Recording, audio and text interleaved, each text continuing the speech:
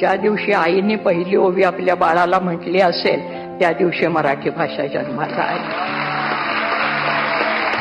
कांदा मुळा भाजी अवघी विठाबाई माझी, लसूण मिरची कोथिंबिरी अवघा झाला माझा हरी, असं म्हणणारा आमचा सावता माळी त्यांनी ही भाषा जिवंत ठेवलेली आहे.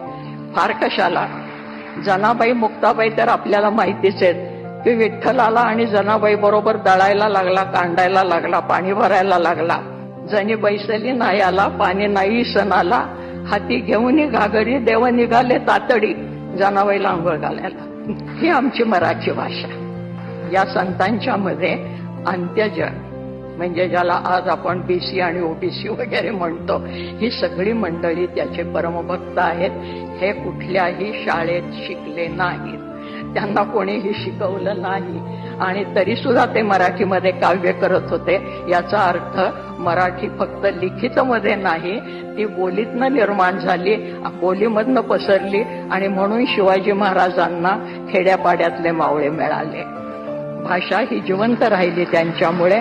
आणि भाषा हे संस्कृतीचं बलस्थान असतं. कुठलीही भाषा, भाषेचं आपलेपण निर्माण करणारी, भाषा ही जोडणारी गोष्ट असायला पाहिजे, तोडणारी नाही. महाराष्ट्राला सातत्याने पांडुरंगाचं स्मरण मराठीतनं करायला लावणारी ही भाषा संतांनी जिवंत ठेवली आमच्या. आणि आमच्या या संतांच्या मध्ये मुद्दाम आवर्जून सांगते की मराठी साहित्याचा उगम कुठे झाला, अमुक साली शाळा निघाली आणि माणसं शिकायला लागली, हे आमचं आधुनिक पांडित्य झालं की संतांनी शिवाजी महाराजांच्यासाठी भूमी निर्माण केली होती. कारण मराठी भाषा जी टिकवली ती संतांनी टिकवली. भाषा ही प्रत्यक्ष जीवनात असावी लागते, कारण भाषा ही एक जैविक अशी गोष्ट आहे, जिवंत.